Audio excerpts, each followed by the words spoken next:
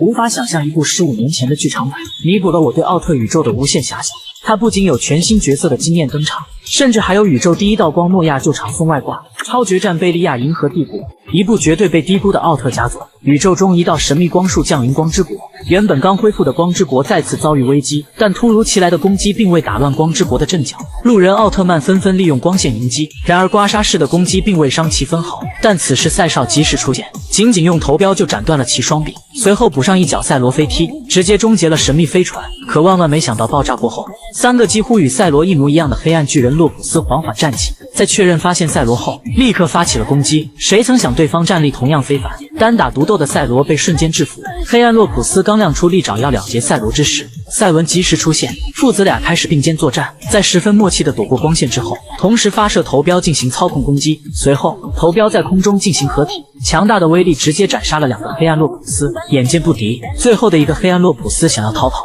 赛罗随即发射双射线，直接击溃了黑暗洛普斯。而他的能量核心仅是一颗翡翠矿石，而且这颗矿石并不属于本宇宙，从中产生的红色射线直指另外一个宇宙。众奥十分不解为何会遭到其他宇宙的袭击，为了调查事情的来龙去脉，赛罗自告奋勇。然而即使穷尽光之国的力量，也只能护送一个人进行宇宙穿梭。在临走之时，赛文将奥特手镯交给赛罗，其中的等离子能量不仅能够作为回程的路标，而且还提供了3次能量补给。心高气傲的赛罗认为是多此一举，殊不知正是赛文的这一保险之举，才能让赛罗每次都化险为夷。随后，光之国的所有战士在奥弗的授意下，纷纷朝着天空中的赛罗传递能量。这一片段必须配上原片 BGM。只见赛罗化作一颗红色能量球体，朝着宇宙进发，穿越星云，穿越星系。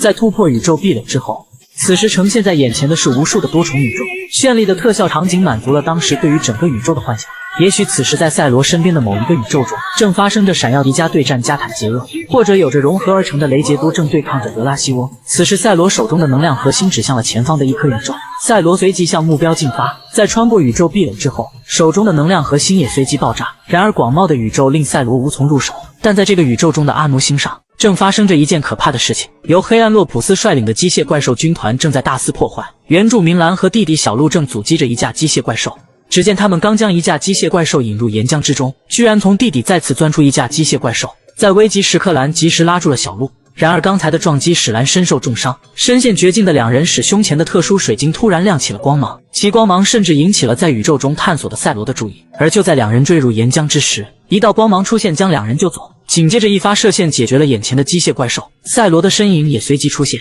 然而此前蓝受到致命伤，以生命垂危，赛罗本想做点什么，可胸前的计时器突然亮起了红灯。此时的他也发现，这个宇宙中的太阳能并不能够给他提供能量，为了维持住能量，赛罗急需人间体去适应这个宇宙的环境，因此赛罗决定与眼前的蓝融合。只见一道金光进入蓝的体内，两者合二为一，蓝陷入了沉睡，而赛罗暂时借用着其身体。此时2架机械怪兽降临此处，为了保持能量，赛罗便带着小鹿开始躲避。2人沿着山洞一路向下，赛罗也向小鹿介绍自己的身份。俺は光の国のウルトラ戦士、ウルトラマンゼロだ。大丈夫。生きてる。在得知哥哥并未死去時，小鹿也是激動不已，并且向赛羅介紹胸前的水晶是找到传说中帕拉吉之盾的关键。きっと守ってくれるはずなんだ。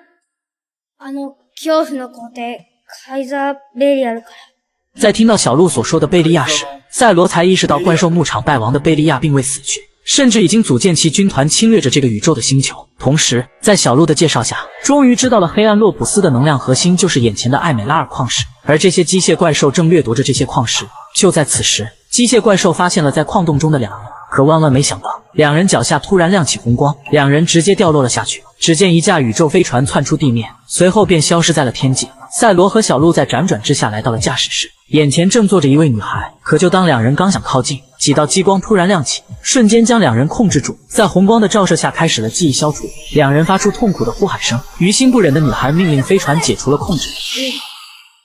原来眼前的女孩正是此宇宙中艾斯美拉达星王族的公主，几人所在的飞船也是王族的守护者詹伯特。而就在不久前，因为艾斯美拉达星本身由高纯度的翡翠矿石构成，因此遭遇了凯撒贝利亚军团的入侵。贝利亚不断地利用矿石来壮大自己的银河军团，而公主成为了唯一逃脱的幸存者。而就当公主陷入危难之时，从王冠之中迸射出一道光芒，一位银色巨人从中疾跃而出，而他便是本宇宙中镜子星的守护者镜子骑士。在其镜子飞刀的连续攻击下，机械怪兽被击败，随后便将公主保护在王冠之中。然而，贝利亚银河军团的爪牙已经侵入了地盘，为了保护民众，镜子骑士释放防御之镜来抵御无情的铁爪。可就在此时，贝利亚在后面突然出现，冰冷的利爪直接刺入了镜子骑士的身体，在黑暗的侵蚀下成为了贝利亚的男人。而公主最终在詹伯特的守护下幸存了下来。虽然赛罗的单体实力十分强悍，但面对如此庞大的银河帝国军团，就必须找到传说中的帕拉吉之盾。随后，在小鹿的指引下，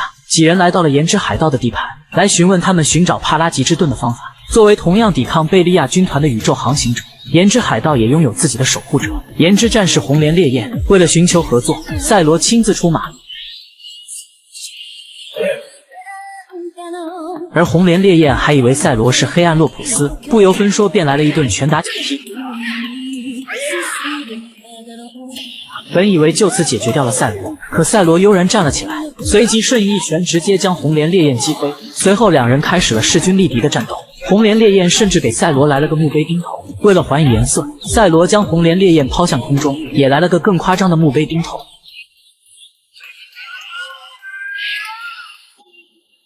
正所谓不打不相识，红莲烈焰终于听取了赛罗的来意。然而就在此时，贝利亚大军突然杀到，随后便与海盗飞船展开了激战。赛罗也祭出奥特标枪来了个大串烧。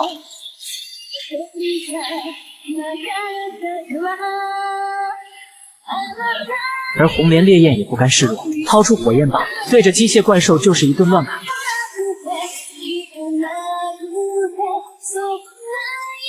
然而就在赛罗挡下一阵炮火之后，计时器闪烁了起来，处境已不容乐观。面对源源不断的贝利亚大军，红莲烈焰释放红莲火花，准备引爆下方充满宇宙硝基甲烷的岩之海域。随后在告知赛罗帕拉吉之盾就在镜子之心后，红莲烈焰一跃而下，整个岩之海域随即发生了大爆炸。贝利亚大军在顷刻间全部被摧毁，岩之海盗利用空间跳跃顺利逃离，而赛罗利用防护盾保住了詹伯特飞船，但同时也失去了一次能量补给。三人终于平安地来到了镜子之心。公主向这个星球的二次元居民说明了来意，然而他们早已放弃了抵抗，因为他们的守护者镜子骑士已被贝利亚侵蚀，将自己封印在了海底。为了守住最后的希望，赛罗决定再次变身解救镜子骑士。他来到海底试图唤醒镜子骑士，然而不可避免的就是一场激战。为了净化镜子骑士体内的邪恶力量，赛罗利用自身的光之力量驱散黑暗，终于将镜子骑士解救，代价就是再次失去了一次能量补给，但同时也说服了这里的居民一起抵抗贝利亚的大军。然而就在此时，贝利亚军团再次杀到，镜子骑士在告知三人寻找帕拉吉之盾的路线后，准备独自对抗贝利亚军团，而赛罗三人在引导之下终于来到了地下宫殿。只见传说中的巨人诺亚的石像伫立在前方，三人终于找到了帕拉吉之盾，解救宇宙的机会就在眼前。小鹿随即把水晶嵌入帕拉吉之盾的凹槽之中，随着一阵红光触发，本以为能够将其唤醒，可万万没想到，帕拉吉之盾化作了沙土散去，并未发生任何事情。此时的小鹿陷入了绝望，望着眼前的诺亚石像，心想一定有某种特别的启动方式。而此时在外太空，镜子骑士也遭遇了贝利亚大军的围剿，军团三把手钢铁龙释放音波攻击，不断冲击着镜子之心的屏障。眼看地下宫殿也遭遇了破坏，赛罗准备再次变身，然而一根石柱正巧倒向了公主小鹿两人。情急之下，赛罗将变身器转换成激光枪解除了危机，可没想到岩石落下恰巧砸中手臂，赛罗跟随变身器跳了下去。然而当赛罗醒来之时，已被囚禁于玻璃罩中，镜子之心也陷入了被摧毁的边缘，而始作俑者便是眼前的贝利亚。此前将黑暗洛普斯送往光之国，就是为了此刻的复仇。同时为了毁灭光之国，贝利亚利用翡翠矿石制造了100万台穿梭飞船，以及几百万个黑暗洛普斯，他们都将被送往光之国摧毁一切。光之国的奥特战士随即飞向太空阻击作战。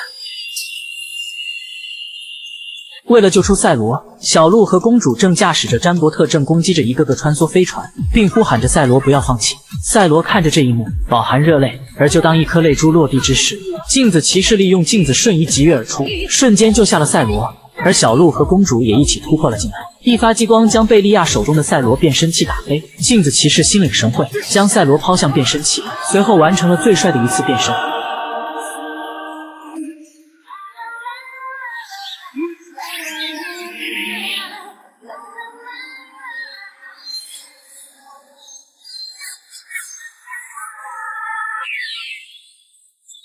赛罗刚刚落地，直接发射赛罗极速射线，摧毁了作战室的一切。剩余的穿梭飞船全部停止了传送。随后，仇人见面分外眼红，赛罗和贝利亚的终极对决再次展开。重新复生后的贝利亚能量大增，与赛罗打得有来有回，甚至一度破解赛罗的攻势。电光火石之间，两人早已大战上百个回合，难分胜负。然而，赛罗再次抓住机会，给贝利亚也来了个墓碑钉头。紧接着，赛罗祭出赛罗双射线，准备再次终结贝利亚。然而，自古对波左背书，能量大增的贝利亚赢得了对波之战，而小鹿和公主此时也正遭遇着危机。黑暗参谋戈纳追击着詹伯特飞船，一发鞭子束缚住了詹伯特，同时开始吸取詹伯特的能量。随着戈纳一发甩鞭，能源耗尽的詹伯特坠入城市之中，随后便开始破坏詹伯特。眼看无力回天，公主准备利用自己再次激活詹伯特，因为作为艾斯美拉达星王族的公主，其本身就是强大的翡翠能源核心。只见她跳入能源舱，詹伯特再次激活了起来。在其引导下，小鹿来到驾驶室，詹伯特随即开始了变身。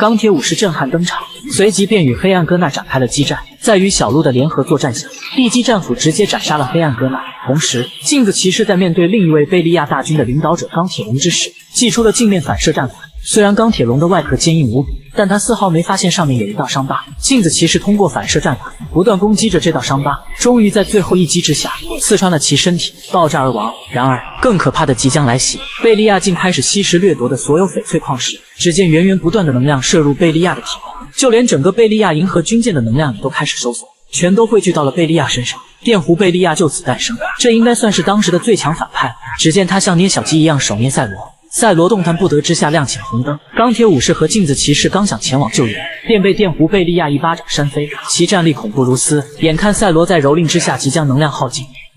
只见一团烈焰突袭而来，在扰乱贝利亚的视线之后，救下了垂危的赛罗。同时，各个星球上的援军也一起赶到，直接对着贝利亚大军展开了攻势。然而，电弧贝利亚已准备摧毁一切，随即蓄力发射电弧蒂斯修姆光线。赛罗四人纷纷架盾抵挡，可此时赛罗的能量已近极限，但贝利亚趁你需要你再次加大能量输出，防护盾已经不断产生裂痕。赛罗在红灯急促的闪烁下，终于灭灯，但双手依然抵挡着防护盾，眼看即将被光线摧毁。小鹿终于回想起在凝视诺亚石像之时，与诺亚的心灵对话，只要大家共同扶持，一起努力，帕拉吉之盾就会重生。在小鹿的振奋下，战场上所有的人战舰全都亮起了光芒。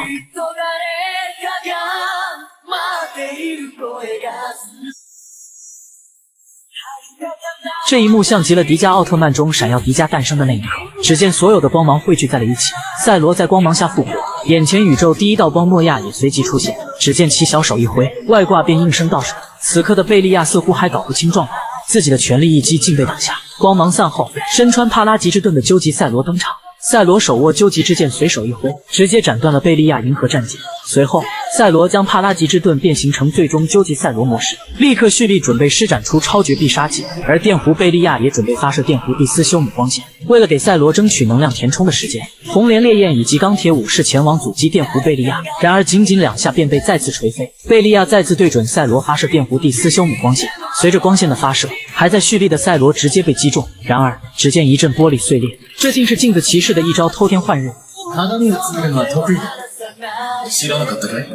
此时真正的赛罗已经充能完成，随着光剑的发射，一股强大的能量直接刺入贝利亚的身体，